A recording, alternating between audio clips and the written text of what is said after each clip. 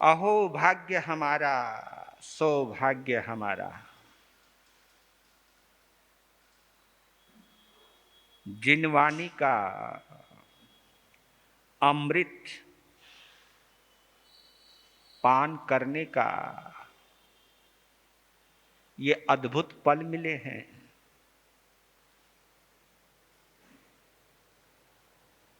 इस जिंदगी की मेहरबानी, इस जिंदगी से जुड़ी हुई पुण्यवानी की मेहरबानी कि जिसकी बदौलत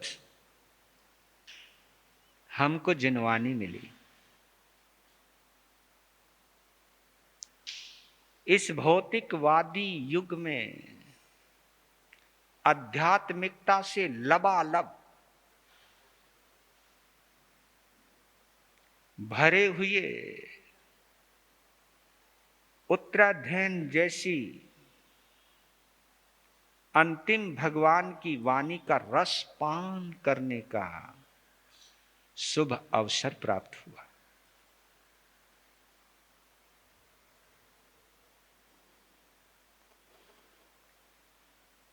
मैं इन शब्दों को इसलिए दोहराता हूं बार बार,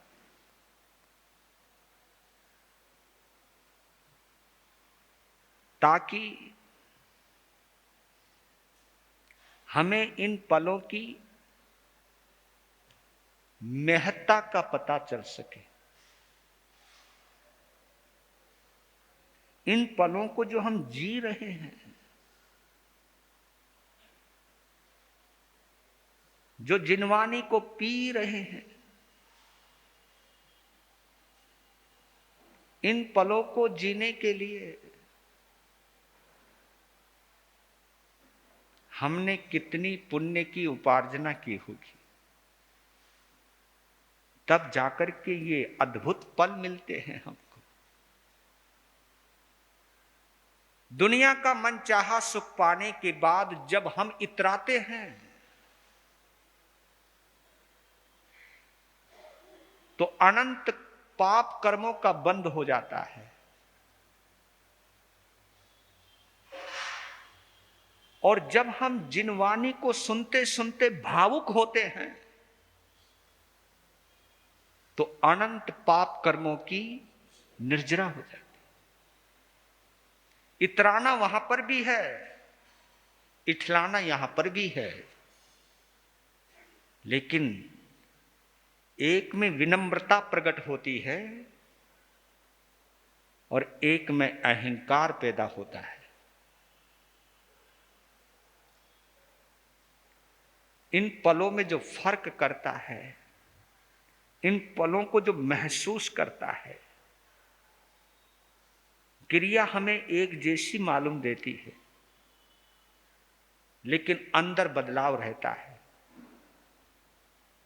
हमारी बाहुओं में हमारी बेटी भी होती है और हमारी बाहुओं में हमारी पत्नी भी होती है, लेकिन दोनों पलों में फर्क बहुत होता है। एक में वासना बहती है, एक में ममत्व बहता है, प्रेम बहता है। एक में पवित्रता रहती है, एक में कहीं ना कहीं इंद्रियों का आकर्षण रहता है। इस फर्क को जो महसूस करता है वही जानता है संसार चाहे कितना भी सुहाना क्यों ना लगे, लेकिन उसके सुहानेपन पर जब तुम मोहित होते हो तो कर्म बंद होता है। लेकिन जब जिनवानी का रस पान करते हुए अंतर जगत में आनंद की अनुभूति होती है तो अशुभ कर्मों की निर्जरा होती है। तो ये शुभ अवसर मिला है, इस अवसर को पूरी तरह भुनाएं, पूरी तरह इन अवसर का लाभ उठाएं। तो बोलिए, वीर प्रभु के अंतिम वाणी, उत्तराधयन को खोलो, जय जिनवानी बोलो, जय जिनवाणी बोलो वीर प्रभु के अंतिम वाणी, उत्तराधयन को खोलो। जय जिनवाणी, जय जिनवाणी बोलो उत्तराधयन में गुंजित होते, प्रभु शिक्षा अपना लो। जय जिनवाणी बोलो, जय जिनवाणी बोलो। मंगलकारी भव भयहारी, जिनवाणी है सरना, जिसके आराधन से निश्चित ही मिटता जन्म व मरना। पाप कर्म को छोड़ के अब तो, पाप कर्म को छोड़ के अब तो, जिनवाणी के हो लो। जय जिनवाणी बोलो, जय जिनवाणी बोलो वीर प्रभु की अंतिम वाणी, उत्तराधयन को खोलो। जय जिनवाणी बोलो, जय जिनवाणी। जिनवाणी का हर अक्षर ही अक्षय आनंद दाता, शब्द शब्द में सत्य धर्म का संदेश मिल जाता। हर वाक्यों में वैराग्य के, हर वाक्यों में वैराग्य के गूंज हृदय में ढालो। जय जिनवाणी, जय जिनवाणी बोलो वीर प्रभु के अंतिम वाणी, उत्तराधयन को खोलो। जय जिनवाणी बोलो, जय जिनवाणी बोलो। छलक रही है हर एक पद में तीर्थंकर की करुणा, जिससे जिन शासन जय पाता आगम सच्चा सरना।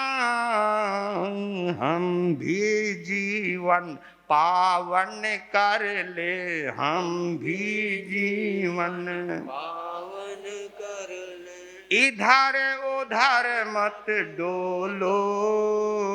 जय जिनवाणी बोलो, जय जिनवाणी बोलो वीर प्रभु की अंतिम वाणी, उत्तराधयन को खोलो। जय जिनवाणी बोलो, जय जिनवाणी। जिससे होता तीर्थ का पोषण जो है साधक शाला, हे यज्ञ और उपादेय का मिलता बोध निराला। महावीर की श्रेष्ठ निशानी, महावीर की श्रेष्ठ निशानी, जिनवाणी को पी लो। जय जिनवाणी बोलो, जय जिनवाणी बोलो वीर प्रभु की अंतिम वाणी, उत्तराधयन को खोलो। जय जिनवाणी, जय जिन वाणी बोलो उत्तराधयन में गुंजित होते, प्रभु शिक्षा अपना लो। जय जिन वाणी बोलो, जय जिन वाणी बोलो, जय जिन वाणी बोलो।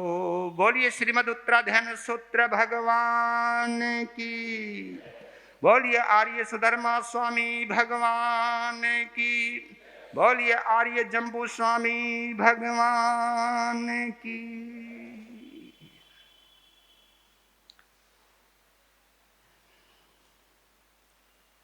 आगम के आत्म सरोवर में प्रवेश करें।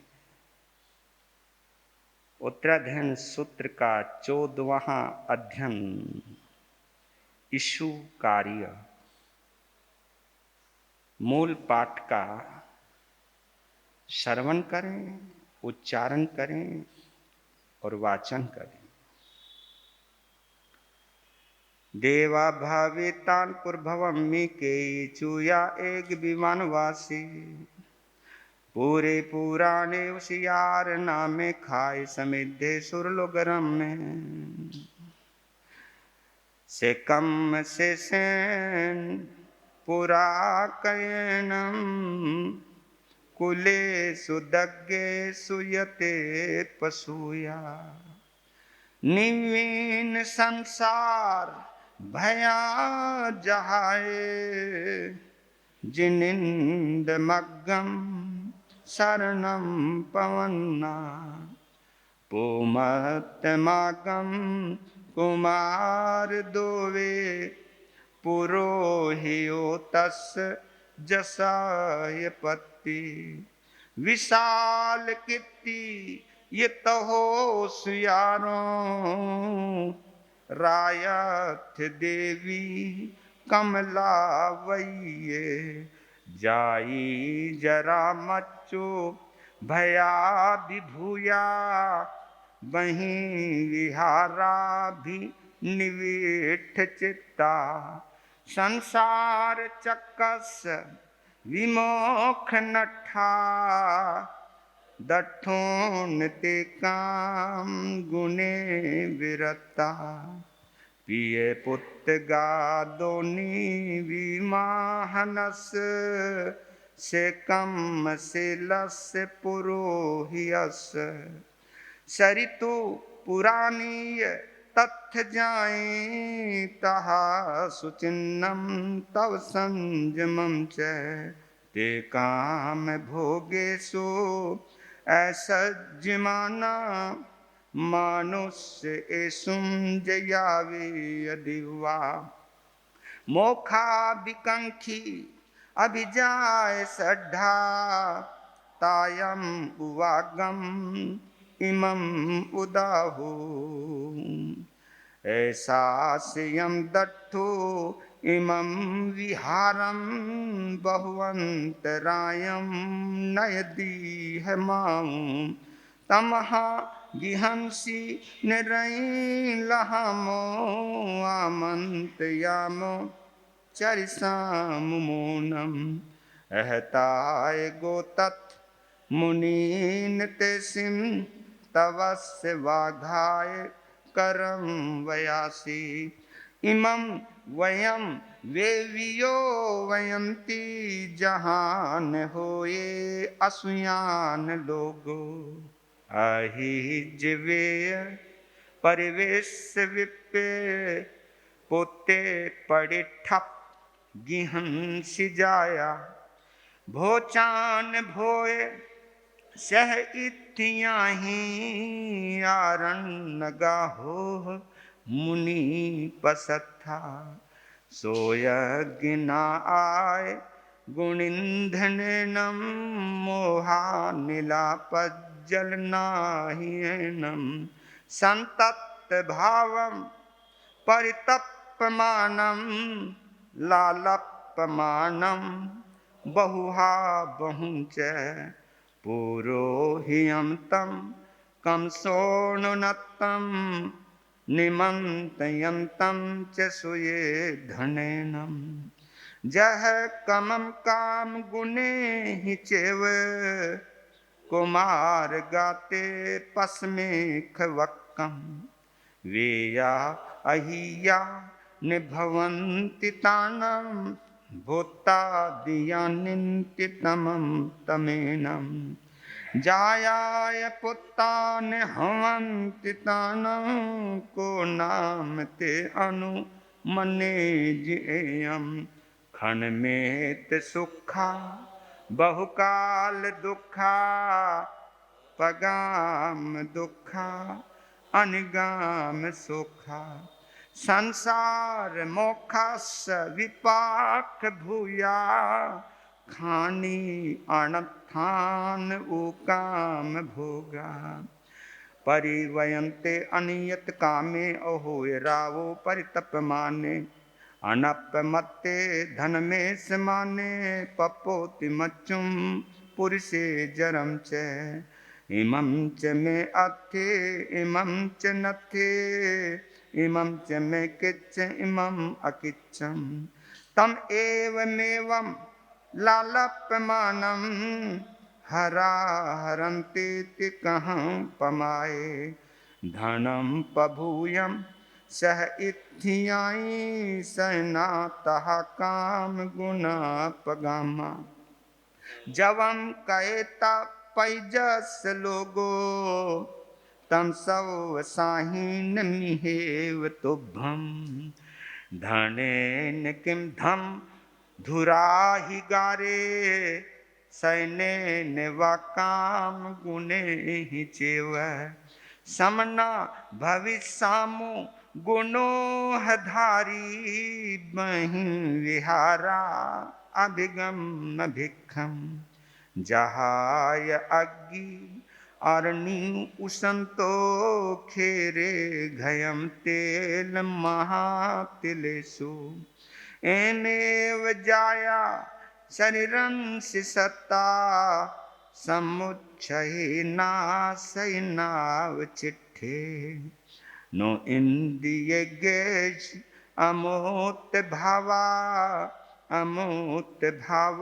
व्यहो निचो अजत है नियस बंधो संसार है चिवयंति बंधम जहा वयम धम मजान माना पावम पुरा कम कासिमोहा ओरुज्यमाना परिरक्षियंता तमनेव भुजो विस्माय रामो अब्बाहयंसि लोगमि सवो परिवारिये अमोहाहि पाड़न्ति गिंसि निराहि लभे केन अब्बाहो लोगो केन वा परिवारियो कावा अमोहा उता जाया चिंता वारो हुमी मच्चु नब्बाहो लोगो जराए परिवारियो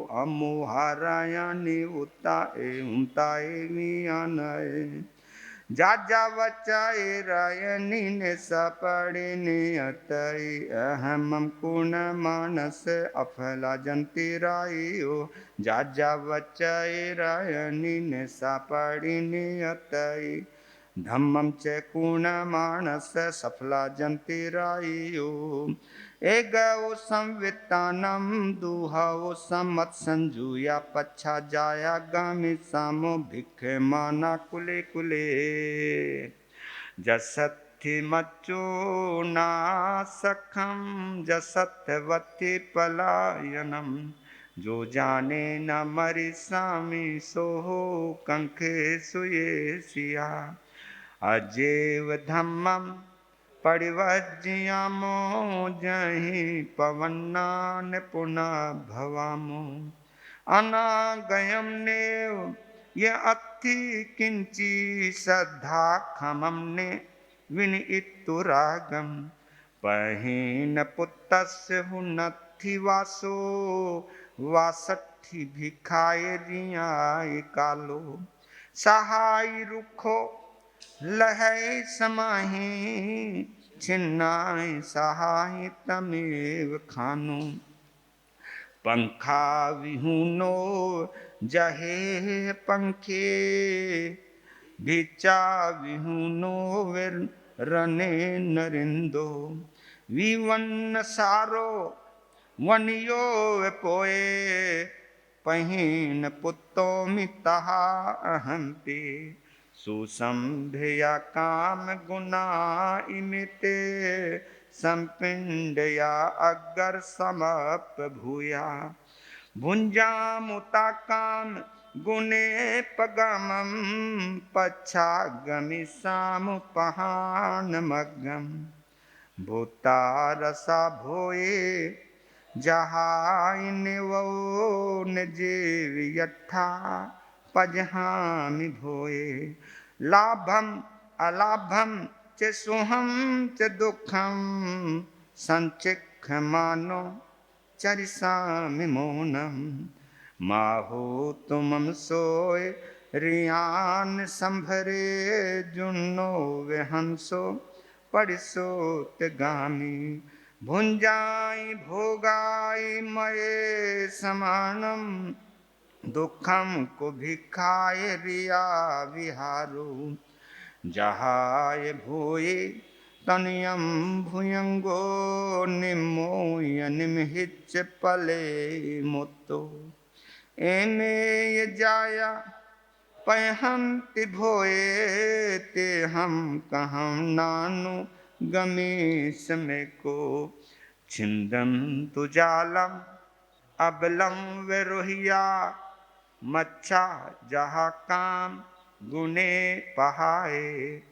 धोरे यशीला तवसा उदारा, धीराहु भिखाय रियम चरंती। जहेव कुंचा सम एक मंता, तयान जालानि डले तु हंसा। पलेंति पुत्ता ये पै मध्यम, ते हम कहम नानु गमीस में का। पुरोहियम तम से स्वयं सदारम, सोचा भिनिखीम पहाय भोए। कुडुम्ब सारम विलुतमं तम, रायम अधिकम समवाय देवी। वंतासी पूरी सुरायम न सो होय, पसंसियो महानेन परिचतम धनम अदाउ मिच्छसि। सवम जगम जाये तु हम सवम वावे धनम भवे। सवम पित अपजतम नेवतानाय तम तव। मरिहे शिरायम जया तया वा, मनोरमे काम गुने पहाए। एको धम्मो नरदेवतानम, निविज्जाय अन्न मिहे किंची। नाहम रमे पक्षनि पंजरे वा, संतान छिन्ना चरिसामि मौनम। अकिंचना उज्जुकड़ा निरामिसा, परिगहारंभ नियत दोषा।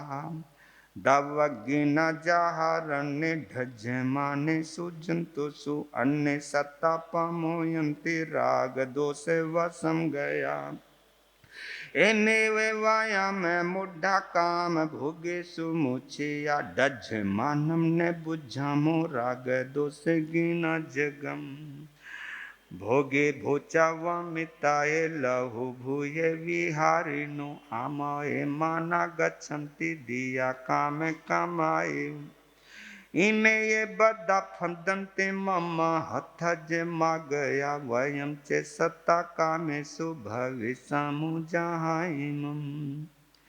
सामिस्य कुलम सामिस्य कुलम दिश भजमानम निरामिषम। आमिषम सवमुजिता विहरासि निरामिषा।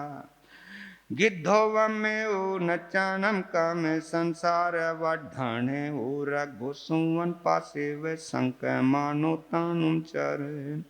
नागो बंधनम चित्ता अपनो वसाहि वाए एयम पथ महाराम उसियारे तुम स्वयं चाहता विविलम रज्जम काम भोगे ये दुचाए निविषया निरामिषा निन्नेहा निपारिगहा सम्मम धम्मम वियानिता चेचा काम गुणे वरे तावम पघिज खायम घोरम घोर पारकम एवं ते काम सो बद्धा सवेधा में पारायण एवं ते काम सो बुद्धा सवेधा में पारायण जम मच्चु भाव विगा दुख संत गवे सिनु शासने वे गाय मोहानम पोविम भावान भाविया अचिरने वे काले नम दुख संत मुआ गया राया सह देवी महानो ये पुरोहियो महने दार गाचे सवेते परे निवुड़े ती देने।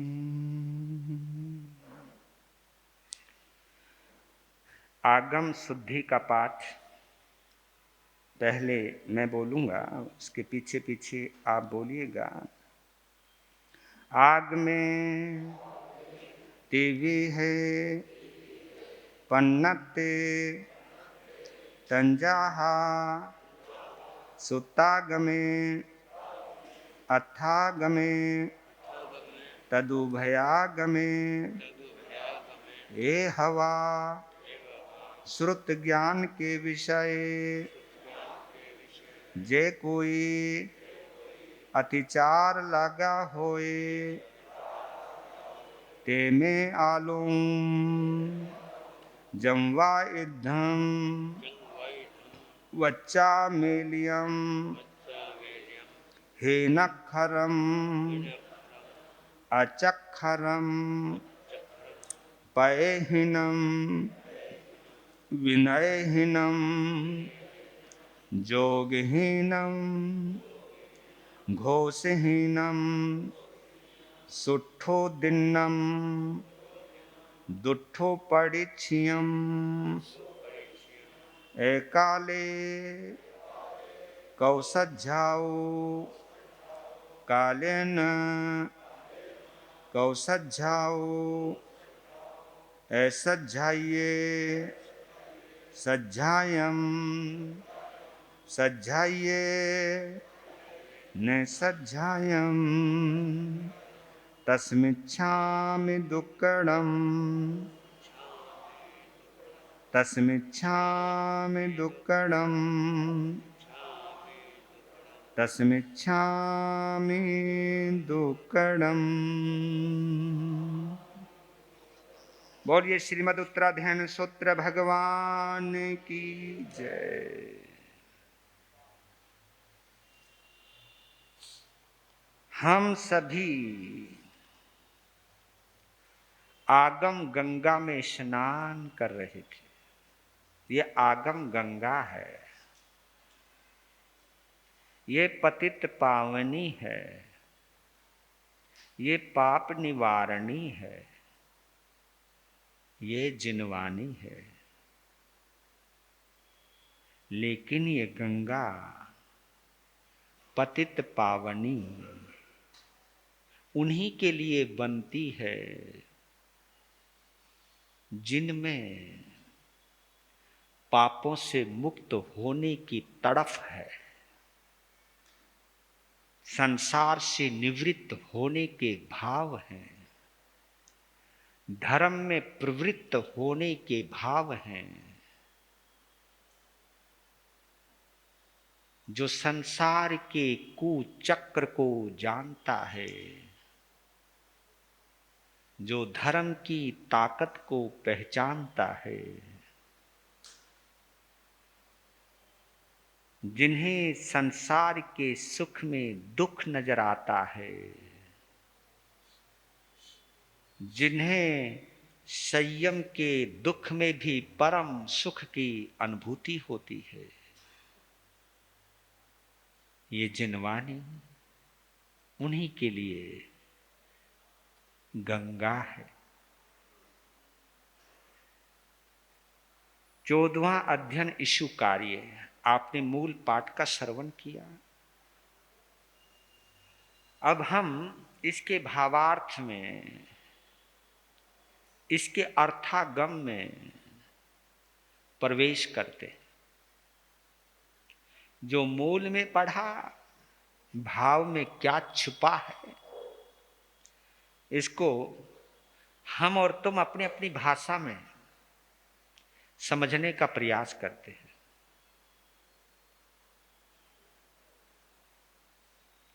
जो गहरे सूत्र हों उन्हें सुत्तागम कहते हैं। जो समझ में आ जाए वो अर्थागम होता है।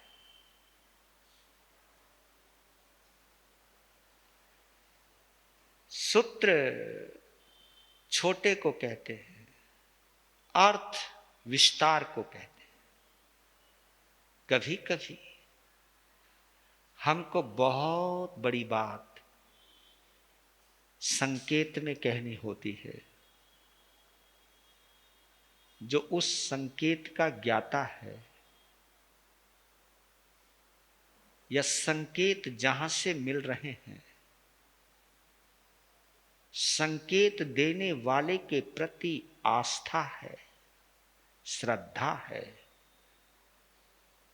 तो वो इशारों को भी समझ जाते हैं। इसलिए तो कहते हैं समझदार को इशारा काफी।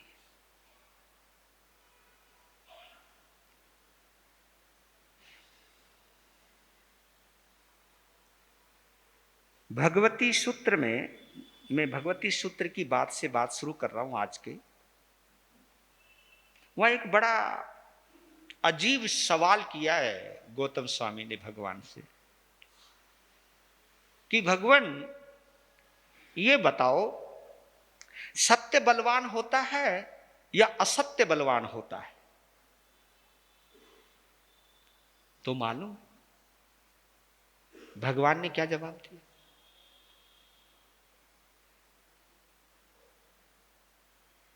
भगवान ने कहा दोनों ही बलवान होते हैं।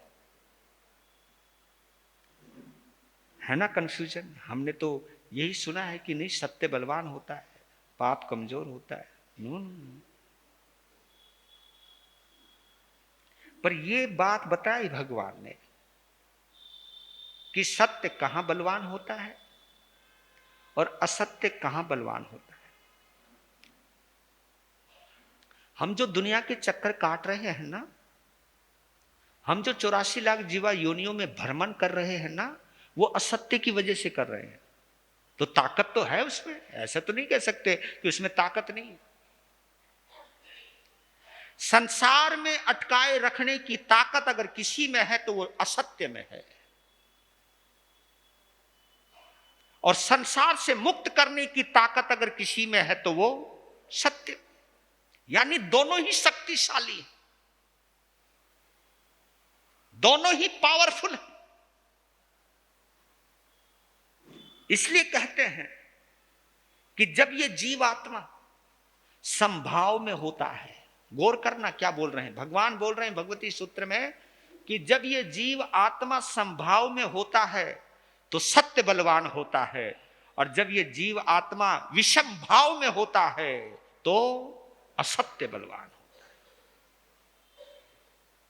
जब हम क्रोध, मान, माया, लोभ, राग, द्वेष यानी 18 पापों से जुड़े हुए रहते हैं तो असत्य बलवान होता है। लेकिन जब हम इसके ठीक विपरीत जब हम मैत्री भाव से जुड़ जाते हैं, क्षमा भाव से जुड़ जाते हैं, विनम्रता से जुड़ जाते हैं, सरलता से जुड़ जाते हैं, संतोष से जुड़ जाते हैं, तो सत्य बलवान हो जाता है। मैत्री भाव से जुड़ जाते हैं। और आपको बतला देता हूं, आदमी जो झूठ बोलता है ना, वो 3 कारणों से बोलता है। कभी भी चेक कर लेना, चाहे उसमें साधु है जिनको आप महाव्रतधारी समझते हो, लेकिन ये बीमारी इस महाव्रतधारियों में भी आ जाए तो भी वो झूठ बोलने वाला है। भगवान ने किसी को बख्शा नहीं है। भगवान ने कहा कि कर्म जो है ना, आपके वेश को नहीं देखते, आपकी क्रिया को नहीं देखते, कर्म आपके भावों को देखता है कि आप कैसे भाव में हो। दुनिया के लोग गफलत में आ सकते हैं, लेकिन कर्म कभी भी गफलत में नहीं आता। हाँ। आदमियों का सीसी कैमरा गड़बड़ कर सकता है, उसको घुमाया जा सकता है, उसके ऊपर पर्दा डाला जा सकता है, लेकिन एक सीसी कैमरा कर्मों का है। सच बता रहा हूं, उसके कैमरे से कोई भी बचने वाला नहीं है। यहां तक कि तुम चुपचाप बैठे हुए हो, समायक में भी बैठे हुए हो, और तुम्हें देख के कोई सोच नहीं सकता ये बंदा पाप कर सकता है। हाँ, देखने में लगे यार आदमी कितना धर्मात्मा है, बिल्कुल श्वास साध रखा है, कमर सीधी कर रखी है, ध्यान मुद्रा में बैठा है बंदा, ना हिल रहा है ना डुल रहा है। लेकिन ऐसी स्थिति में बैठे हुए भी हम सातवीं नरक तक जा सकते हैं, इतने शांत बैठने के बावजूद भी। ये भगवान ने बोल दिया है।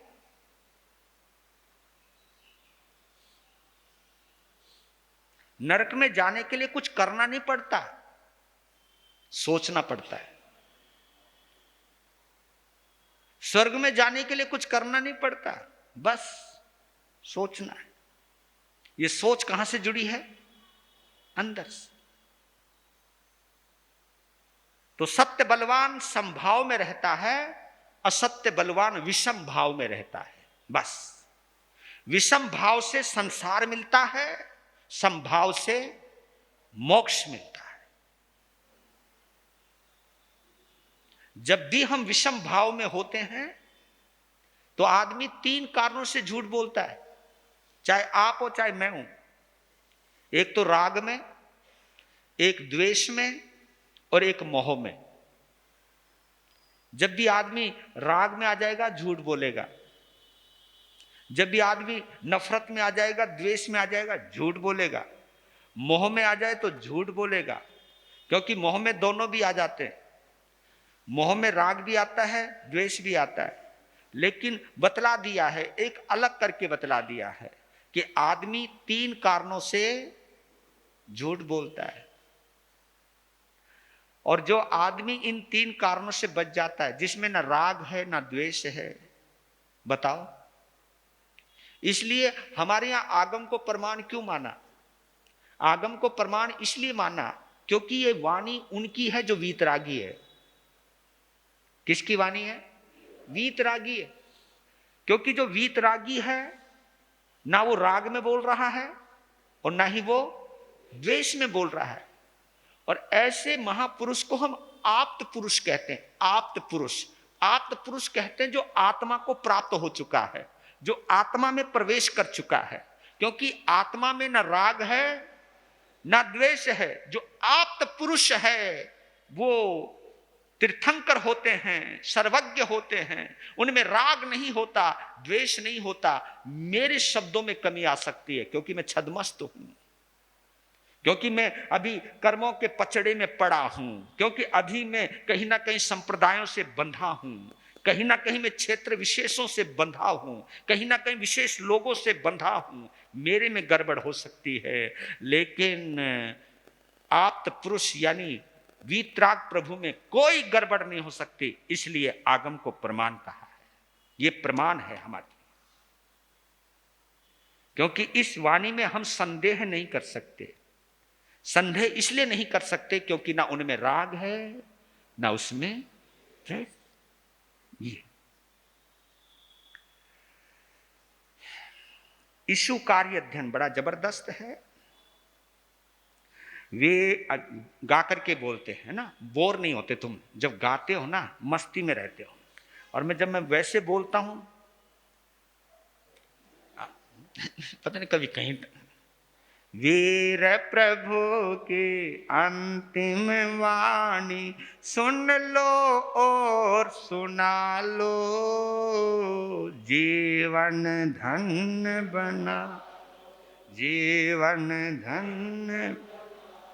राज्य मान्य था भृगु पुरोहित, पत्नी साथी सुंदर, वैभव था पर पुत्र नहीं था, दुख था मन के अंदर। प्रेरक गाथा 6 आत्मा की, प्रेरक गाथा 6 आत्मा के, सुनकर बोधि जगा लो, जीवन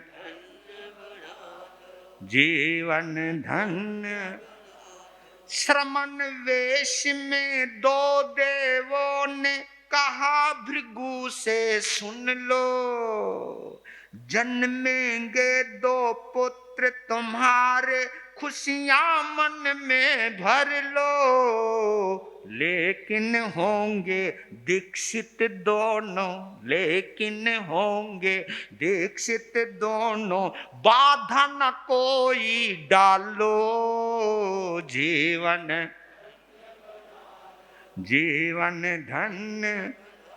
जन्म लिया फिर उन देवों ने भृगु के घर में आकर, समझाया भृगु ने पुत्रों को रहना साधु से डर कर, करे क्रूरता, करे क्रूरता बालक संग वे, करे क्रूरता बालक संग वे, उल्टी सीख को टालो, जीवन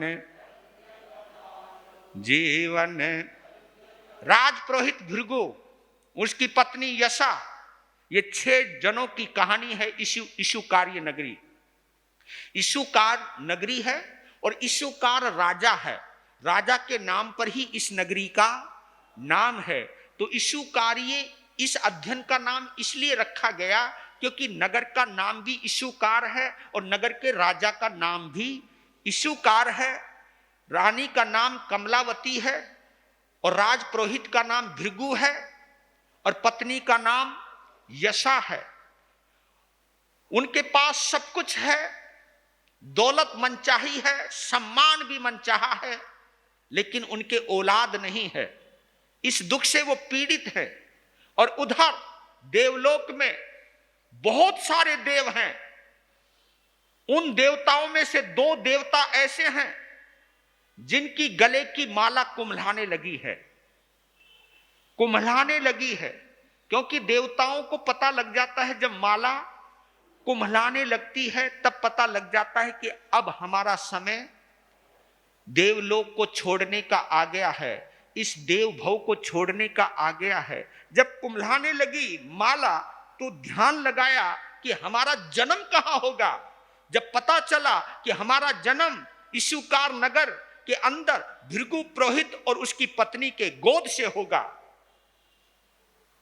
तो देखिए देवलोक में उन देवताओं ने ये सोच लिया है कि हमने जन्म आखिरी बार लेना है, हाँ, आखिरी बार जन्म लेना है।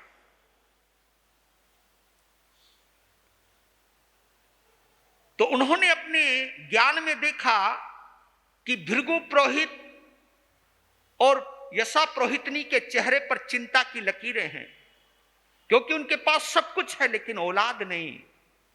उन्होंने सोचा कि हम उसके घर में पैदा होने वाले हैं तो हम क्यों ना पूर्व में सूचना दे दें, जो हमने बनना है उसकी भी सूचना क्यों ना दे दें। पहुंच गए, वो भी साधु वेश में। साधुओं को जब देखा तो हृदय उल्लसित हुआ, प्रफुल्लित हुआ, आनंदित हुआ, वंदन किया, अभिनंदन किया, आहार दिया और मुनियों ने आशीर्वाद दिया कि हम तुम्हारी चिंता से परिचित हैं, तुम्हें औलाद चाहिए और हम तुम्हें आशीर्वाद देते, जबकि पैदा खुद ही होना है, खुद ही आशीर्वाद देने आगे, क्योंकि तरीका है अपना। लेकिन ध्यान रखना, वो बच्चे बेहद खूबसूरत होंगे, तुम्हारे ऊपर जो नी पुत्री होने का दाग है वो दाग हट जाएगा। लेकिन तुमको भी एक काम करना है। वो बच्चे थोड़े से जब बड़े होंगे तो वो दीक्षा लेंगे, उनकी दीक्षा में बाधा मत डालना, उनको कोई उल्टी सीख मत सिखाना, ठीक है? क्योंकि पहले होए तो सही, बाद में देख लेंगे। लो जी, जन्म हो गया। जब दो दो प्यारे प्यारे लाल गोद में आए, दोनों पति पत्नी मुस्कुराए, दोनों ने एक दूसरे की आंखों में देखा। लेकिन वो खुशी थोड़ी देर ही रही। महात्मा ने कहा था ये साधु बनेंगे। हाय, इतने प्यारे लाल ये साधु बनेंगे? ना ना, इतने प्यारे बेटे साधु? बिरगू ने कहा टेंशन नहीं लो, हम इंतजाम कर देंगे। क्या करोगे? साधु कहाँ आए थे? यहीं आए थे ना, ये जगह ही छोड़ देते। साधु यहीं आए थे ना कि साधु बनेंगे वो, हम जगह ही छोड़ देते। हम किसी गांव में चले जाते हैं जहां कोई साधु ही नहीं आवे। कैसे लोगों आइडियो? हाँ जी, हम तो बहुत अच्छा सोचो। और जी देखो जी, कहीं बेटे साधु ना बन जाए, ये सोचकर अपना महल छोड़कर गांव में चले गए, और वहां चले गए जहां साधु नहीं आते। और ऊपर से, क्योंकि मालूम है डर तो बैठ ही गया था, ऊपर से भृगु पुरोहित अपने बच्चों को, जैसे जैसे वो बड़े हो रहे हैं, उनको बच्चों को एक बात कहे, बेटा ध्यान रखना, तुम जैन संतों के चक्कर में मत पड़ना, वो बहुत खतरनाक होते हैं वो। अच्छा हाँ, क्या करे हैं? उनके बच्चों को पकड़ लेते हैं, एकांत में ले जाते हैं और गर्दन काट देते हैं, बच्चों को मार देते हैं, बहुत गंदा काम करते हैं। हाँ, बच्चे डर गए। अब देखो, हम लोग भी, मैं तुम लोगों को भी एक बात कहना चाहता हूं, तुम लोग भी जिंदगी में एक नियम जरूर ले लेना। खाने की टेबल हो, बच्चों के साथ बैठे हों, तो कभी भी साधुओं की निंदा नहीं करना उनके सामने। ये लोग, हम आप लोग भी कर दे, बोलते बोलते बोल जाते हो, कुछ का कुछ बोल जाते हो, फला साधु भाग गया, उसने वो काम कर लिया, वो उसको लेके भाग गया। ऐसी बातें बच्चों के आगे करने से क्या फायदा है? बताना जरा। क्या बच्चों की श्रद्धा गिराना चाहते हो आप? ठीक है, वो कर्मोदय है, कौन भागा है कौन रहा है, ये उसका विषय है। लेकिन आपका फर्ज यह है कि बच्चों में इस तरह की बातें कान में, आप अच्छी बातें भी तो सिखा सकते हो। सारे साधु खराब होते क्या? सारे साधु भागते हैं क्या? जो संत अच्छा काम कर रहे हैं, अच्छा जीवन जी रहे हैं, उनकी प्रेरणा क्यों नहीं देते आप नेगेटिव ही क्यों डालते हो बच्चों के अंदर? और आप लोगों को देख करके, आपकी भाषा को देख करके, और फिर तुम ही जाते हो संतों के पास, तीखु तो यहीनम। बच्चे देखते हैं कि कमाल है, ये तो अभी तो बुराई कर रहे थे और अभी तीखु तो कमाल। वो इस कंफ्यूजन में फंस जाते हैं कि ये महाराज सही है या बाप सही है हमारा। तो ऐसा कंफ्यूजन क्यों पैदा करें हम? इस तरह की बातें हम क्यों डालें हम उन बच्चों के अंदर? ये चीज आप लोग जरूर रखिएगा। आप बच्चों के आगे, उभरते हुए बच्चों के आगे कभी भी साधु संतों की निंदा करनी है तो ये करो कि आज हमारे पास जितना भी सुख है, जितना भी साधन है, जितना भी सम्मान है, ये धर्म की बदौलत मिला है हमको, ये गुरुओं की बदौलत मिला है, इन गुरुओं की कृपा से प्राप्त हुआ है। बोलो तो ये बोलो, ताकि बच्चों में जिन शासन के प्रति आस्था पैदा हो, जिन शासन के प्रति अनुराग पैदा हो। अगर आप उनको गलत बातें सिखाओगे तो बच्चे डर गए। वीर प्रभु के अंतिम वाणी सुन लो और सुना लो, जीवन जीवन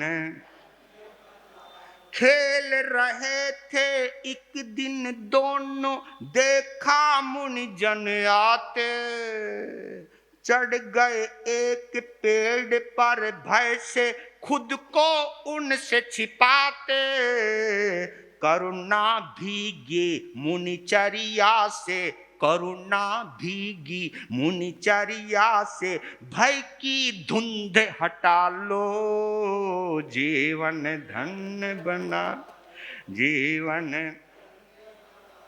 मुनिजन ने आहार किया तब बच्चों ने उनको देखा, सात्विक था आहार सभी का, नहीं द्वेष की रेखा, मिट गए सारे भय बच्चों के, मिट गए सारे भय बच्चों के, मन में शांति बसा लो, जीवन धन्य बना लो, जीवन धन्य। पूर्व जन्म का ज्ञान हुआ जब देखी मुनि की करुणा, तरुतल आकर करी वंदना, शुद्ध भाव का झरना, संतों से सद्बोध को पाकर, संतों से सद्बोध को पाकर, जीवन साज सजा लो, जीवन धन्य बना लो, जीवन धन्य। जन्म जरा मृत्यु के भय से आकुलता दिल छाई, अब डरे हैं किस भाव से आप जरा देखना, जन्म जरा मृत्यु के भय से आकुलता दिल छाई, जन्म मरण का चक्र तोड़ने साधकता मन भाई, अनासक्त बन काम भोग से, अनासक्त बन काम भोग से, सारे दुख मिटा लो, जीवन धन्य बना लो, जीवन।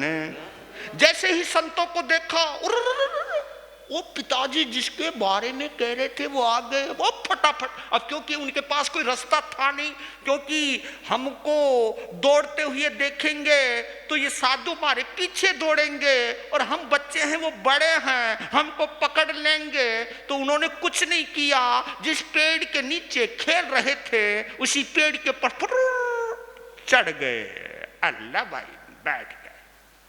वो संयोग ऐसा हुआ, जिस पेड़ पर चढ़े उसी पेड़ के नीचे साधु आ गए, और वो डर गए कि ये कहीं ऊपर की तरफ ना देख ले। पर संत कभी ऊपर की तरफ देखता नहीं है। अरे ये क्या हिला रहे, क्योंकि उनके पास जो रजोहरण था उसे हिला रहे, कीड़ियां थी मकोड़े थे उन्हें साफ कर रहे हैं, सांस रोक करके वो दृश्य देख रहे। फिर एक ने कहा ये जो इनके झोली है ना हो इसमें छुरे होंगे, चाकू होंगे। हाँ, ये क्योंकि छुरे चाकू लोग छुपा के रखते हैं ना, लेकिन देखा ये तो भोजन है, और गौर से देखना वो हमारे घर की खीर, क्योंकि उनके पिताजी ने खीर बहराई थी। उन संतों को देखते उनको कहते फटाफट निकल जाओ। कौन बोला? भृगु पुरोहित ने कहा कि साधु टपक गए, साधु टपक गए तो डर गए तो क्या बोले मर गए। और उन्होंने नुके जी ऐसा करो, सारा पानी आहार पानी यहीं से ले लो और तुम निकल जाओ, क्योंकि हमारे 2 बच्चे बड़े नालायक हैं। वो पता नहीं कैसे पागल हैं, वो संतों को देखते पत्थर मारते हैं। अब देखो जी कमाल हो गया, बच्चों को क्या बोल रखा है, संत तुमको काट देंगे। और संत को क्या बोल रहा है, क्योंकि झूठ बोल रहे। किस में बोल रहे? राग और द्वेष और मोह में झूठ बोलता है। कहा कि संतों को क्या बोला कि बच्चे तुम्हारे ऊपर पत्थर मार देंगे, बड़े नालायक बच्चे हैं, इसलिए हम शहर छोड़ के गांव में रहते हैं जी, बड़े नालायक बच्चे हैं। और वो देखा यार हमारे घर की खीर, हाँ? और भोजन भी बड़े निरासक्त भाव से खा रहे हैं और बड़े ढंग से पूजन पाजन करके। अरे यार ये तो बहुत उत्तम है, भोजन भी गृद्धि में नहीं की, आसक्ति में नहीं की।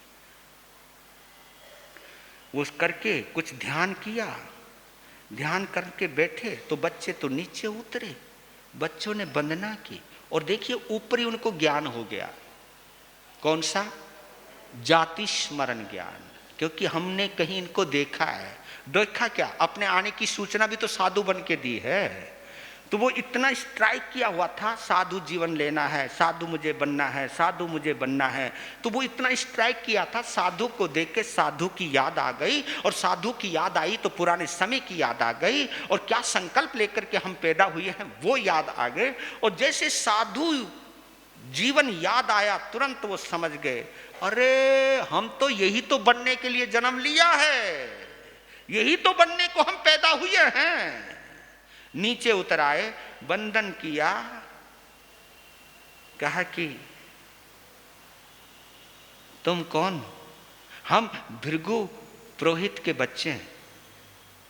संतों ने देखा, यार इनके हाथ तो जुड़े हुए, पत्थर तो है नहीं, कहते पत्थर मारते। और देखिए जाति स्मरण ज्ञान में एक और जबरदस्त चीज हुई। जाति स्मरण ज्ञान किस लिए महत्वपूर्ण होता है? शायद कभी हम लोग बोल नहीं पाते इस चीज को, बस यही कह देते हैं पुराना जन्म याद आ गया। लेकिन जाति स्मरण ज्ञान में जब हम जन्म की प्रक्रिया से गुजरते हैं ना, तो जन्म की प्रक्रिया बड़ी दर्दनाक होती है। दर्दनाक जन्म, पहले तो माँ के पेट में उस अंधेरी गुफा में रहना, वो गंदगी खाना, वो घुटन महसूस करना, वो सब चीज याद आ जाती है। फिर वो जन्म की प्रक्रिया वो भी बड़ी दर्दनाक होती है।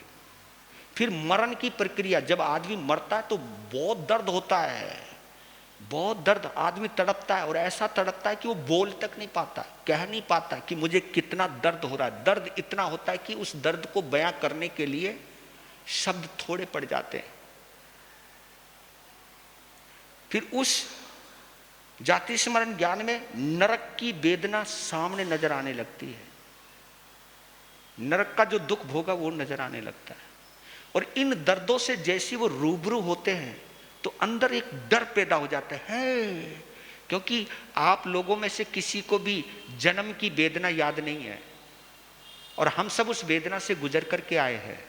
क्योंकि जन्म देने की प्रक्रिया में मैंने तो इतना सुना है, बच्चा जब पेट के अंदर होता है, और वो बच्चा केवल जब 4 महीने का होता है, तो 4 महीने का बच्चा जब पेट में होता है तो उसका मस्तिष्क जो होता है 25 साल के नौजवान जैसा होता है। लेकिन जैसे वो प्रक्रिया से गुजरता है, जन्म की प्रक्रिया से, तो वो इतना आहत हो जाता है, इतना आहत हो जाता है, इतना सुन्न हो जाता है कि उस बच्चे को 25 साल की मेधा और बुद्धि को प्राप्त करने के लिए 25 साल लग जाते हैं। बड़ी उम्र तक आने को समझने के लिए सामर्थ्य लगता है, समय लगता है। तो वो जो हमारी बुद्धि की पावर थी, वो जन्म देने की प्रक्रिया जो दुखदायक होती है, दुख परक होती है, उसमें नष्ट हो जाती है। तो वो डर गए कि नरक की वेदना नजर आने लगी, जन्म की वेदना नजर आने लगी, मृत्यु की वेदना नजर आने लगी, और जो तकलीफें भोगी हैं वो सब नजर आने लगी। और एक भाव जगे कि बस अब नहीं, अब हमको जन्म मरण नहीं करना, अब हमको इस वेदना के दौर से नहीं गुजरना है, अब हमें इस वेदना के दौर से मुक्त होना है। संकल्प जगा और कहा गुरुदेव तुम यहीं रुकना, हम जाते हैं। बच्चे दौड़े दौड़े गए, और बच्चों को देखती भृगु ने गले से लगा लिया, बच्चों तुम्हें कोई मिला तो नहीं? जी तुमने बहुत डरायो, वो हत्यारे नहीं है, वो तो एक चींटी को भी बचाते हैं, और आपने कहा कि वो छुरी रखते, और तुमने तो खुद आहार पानी भराया। ओ तेरे की, ये तो सब कुछ पता लग गया। हाँ हाँ हाँ, तो क्या हुआ? सब ठीक है ना? कहा कि ठीक नहीं, अब हम साधु बनेंगे। ओ तेरा भला हो, हमने जो सोचा था वो सब उल्टा हो गया। तब वो बच्चों के आगे अपना रोना धोना शुरू कर देते हैं। नहीं बेटा, हमारे वेदों के अंदर लिखा है, ये देखिए। पुरोहित बोलता है, बिना पुत्र के मुक्ति न होती कहते वेद विज्ञाता, पढ़ो वेद और ब्रह्म बोझ दो, रमणी से हो नाता। गृही भार पुत्रों को देकर अरण्यवास बिता लो, जीवन धन्य बना लो, जीवन धन्य। वेद ज्ञान नहीं रक्षा करता, ब्रह्म बोझ ना तारे। पुत्र कभी सदगति नहीं देते, धर्माचरण उबारे। कैसे माने बात आपकी, कैसे माने बात आपकी, इनको दिल से निकालो, जीवन धन्य बना लो, जीवन धन्य बना लो। काम भोग क्षण का सुख देते, दीर्घ काल दुख देते। मुक्ति में होते हैं बाधक, अशुभ जान कर चेते। तृष्णा की अग्नि में जलकर, तृष्णा की अग्नि में जलकर खुद को आज बचा लो, जीवन धन्य। अब ब्राह्मण था, वैदिक संस्कृति की बात करता है। वो कहते कि हमारे जो वेदों के ज्ञाता हैं, वेदों के व्याख्याता हैं, वो ये कहते हैं कि तुम्हें जन्म लेने के बाद कुछ नहीं करना, वेदों का पठन करो, ब्राह्मणों को भोजन कराओ, गृहस्थी धर्म में अपनी पत्नी से रिश्ता निभाओ, बच्चों को पैदा करो, और उसके बाद उन बच्चों के जब वो बच्चे बड़े हो जाएं तो उनको घर का भार छोड़कर जंगल के वासी बनो, ये हमारी परंपरा है। तब वो कहते हैं कि दूसरी बात एक और कही, अपुत्रस्य गतिर् नास्ति, यानी जिसका पुत्र नहीं होता उसको सदगति नहीं मिलती है। इसलिए हमारी गति मत बिगाड़ो बेटा, हमने तुमको इतना पाला, इतना पोसा, तुमको इतना प्यार दिया, इतना लाड दिया, क्या कमी रखी है हमने, हमारी गति मत बिगाड़ो। क्योंकि ये कहते हैं कि जिसका बेटा नहीं होता और जिसका बेटा मरते वक्त आखिरी वक्त मुखाग्नि नहीं देता है, उसकी आत्मा भटकती रहती है। कहा कि पिताजी तुम किस गफलत में रहते हो, किस गलतफहमी में रहते हो।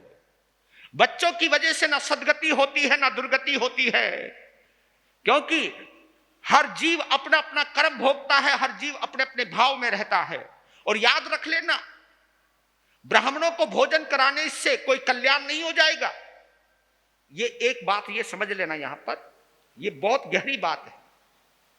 ब्रह्म भोज किस लिए करवाया जाता है सनातन परंपरा में?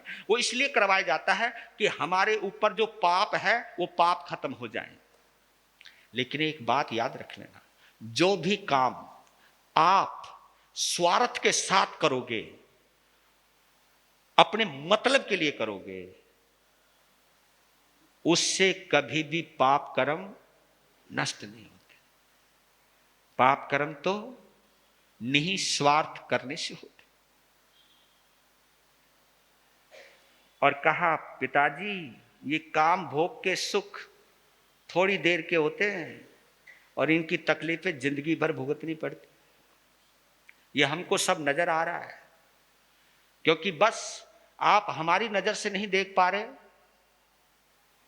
और हम जो आप सोच रहे हो वो हम नहीं सोच पा रहे, क्योंकि आपकी सोच में संसार है, आपकी सोच में संसार महत्वपूर्ण है, सम्मान महत्वपूर्ण है, पद महत्वपूर्ण है, दुनिया महत्वपूर्ण है, और हमारी सोच में हमारी आत्मा महत्वपूर्ण है, भगवान महत्वपूर्ण है, मुक्ति महत्वपूर्ण है, कर्म मुक्ति महत्वपूर्ण है। बस यही सोच हम दोनों के बीच में डिफरेंस पैदा करती है, यही सोच हमारे तुम्हारे बीच में एक अंतर पैदा करती है। हम आत्मा की सोच रहे हैं और आप संसार की सोच रहे हो। तब बाप कहता बेटा ये आत्मा और ये इंद्रियां एक ही साथ रहती हैं। आपने देखा कि आदमी की मरती इंद्रियां नष्ट हो जाती हैं, और जिस आत्मा को इंद्रियां नहीं देख सकती वो होती ही नहीं है। कहा कि गलत पिताजी, यहां पर भी आप गलत हो, क्योंकि आत्मा को देखने के लिए इंद्रियों की जरूरत नहीं पड़ती, क्योंकि जो दिखाई देता है वो संसार होता है, जो दिखाई देता है वो संसार होता है। जो इन आंखों से दिखाई दे, इन कानों से सुनाई दे, इन नाकों से सूंघने को मिले, जीभ से हम खाएं, यानी इस शरीर से और इंद्रियों से जुड़ी हुई हर चीजें हमको दिखाई देती हैं, महसूस देती हैं, लेकिन एक आत्मा एक ऐसी है जो दिखाई नहीं देती, इंद्रिय गम्य नहीं है, वो इंद्रियों के द्वारा नहीं देख सकते हैं। आत्मा को हम आत्मा के द्वारा अनुभव कर सकते हैं। बस पिताजी ज्यादा मत उलझो, ये तो पक्की बात है। और आपको याद दिला दूं, पिताजी 2 संत आए थे जिन्होंने आपको 2 पुत्रों की जन्म की सूचना दी थी। हाँ, क्योंकि वो 2 संत कोई और नहीं थे, हम ही थे। हम देवता थे और देव का रूप छोड़ के हमने साधु का रूप बना करके आपको सूचना दी थी। याद कीजिए कि 2 पुत्र तुम्हारे चेहरे की चिंता की लकीरें देख करके उन संतों ने कहा था कि चिंता दूर करो, तुम्हारे यहां 2 पुत्र पैदा होंगे। हाँ, कि वो हम ही थे और हमने ही कहा था कि वो दीक्षा लेंगे। हाँ, तुम ही हो। Yes my dear father. अपनी पार्वती को देखा, यानी यशा को, देख ले ये तो जा रही हो है, मैं भी नहीं रहूं, जहां हमारे बच्चे जावेंगे हम भी वहीं जावेंगे, मैं तो इन्हीं के साथ साधु बनूंगा। यानी अभी तो 2 ही दीक्षा लेने की जिद कर रहे थे, अब तीसरा शामिल हो गया। और पंडितानी ने पंडित जी का हाथ पकड़ा, कहा कि क्या कहो जी, तब ये बन रहे, बनने दो, तुम कहीं ना जाओ, थारे बिना मैं कैसे रहूंगी, नुको इतने ही प्यार है तो साथ में चलना, क्या करेगी संसार में रह के। भाई मैं तो जाऊंगा। मैंने तो एक बात पता लगा ली है कि पंख बिना कोई पक्षी नहीं होता। यहां पर उदाहरण दिया है पक्षी का, पंख बिना कोई पक्षी नहीं होता, और पक्षी पंख के बिना कभी आसमान में उड़ता नहीं है। तो ये मेरे 2 पंख हैं, और 2 पंखों के कटने के बाद मैं ना उड़ सकूंगा, मेरी जिंदगी बर्बाद हो जाएगी। मैं नहीं रहने का, मैं भी साधना करूंगा। और जिन संतों की कृपा से हमारी बंधापना नष्ट हुआ, वही संत एक देवता हमारे घर में आए, और ऐसे देवता जो संत बनने के लिए जिन्होंने जन्म लिया, तो हम भी उन्हीं के साथ जाते हैं। तुझे रहना तो तू रह ले, और कोई दूसरा पसंद आया तो उसके साथ चली जा।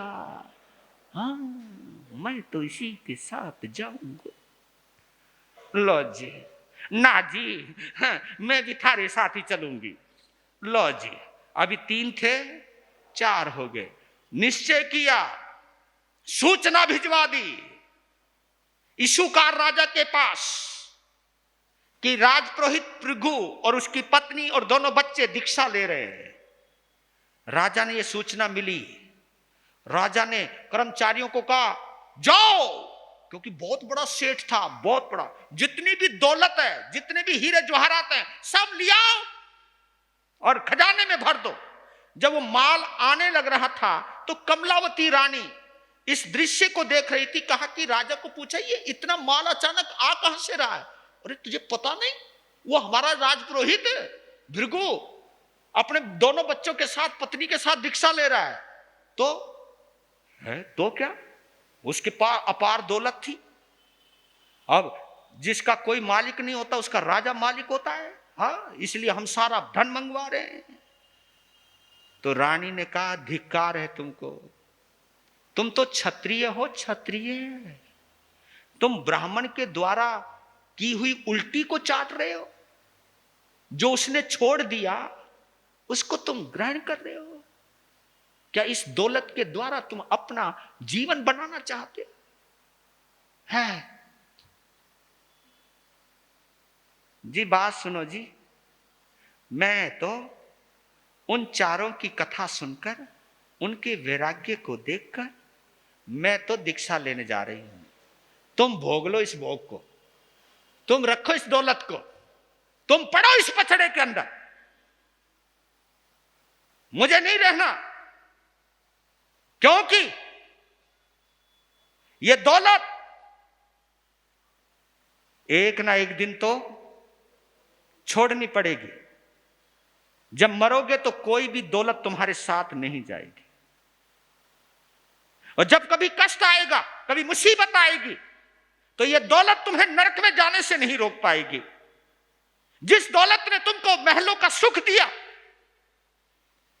जब यह आत्मा इस शरीर से निकल करके नरक में जाएगी और नरक की जब वेदना भोगेगी, तो यह दौलत काम नहीं आएगी। यह सुनते ही इशुकार राजा का चित्त भी बदल गया। कहा कि रानी सही कहवा है, ले मैं भी चालू थारे साथ। इस प्रकार उन 6 जवों ने एक साथ दीक्षा धारण की, साधना की, आत्म आराधना की, कर्मों को नष्ट किया और मुक्ति में वास किया। आज का उदाहरण, आज का अध्ययन इतना ही हुआ। वीर नाम के हीरे मोते, गुरु नाम के हीरे मोते, मैं बिखराऊं गले गले, ले लो रे कोई राम का प्यारा, शोर मचाऊं गली गली, ले लो रे कोई गुरु का प्यारा, शोर मचाऊं। दौलत के दीवानों सुन लो, एक दिन ऐसा आएगा, धन दौलत और महल खजाना यहीं पड़ा रह जाएगा। हो धन दौलत और महल खजाना यहीं पड़ा रह जाएगा। सुंदर काया मिट्टी बनेगी, सुंदर काया मिट्टी बनेगी, चर्चा होगी गली गले, ले लो रे कोई राम का प्यारा, शोर मचाऊं गली गली, ले लो रे कोई गुरु का प्यारा, शोर मचाऊं गले गले। हो शोर मचाऊं गले गले, शोर मचाऊं गले गले, शोर मचाऊं गले गले।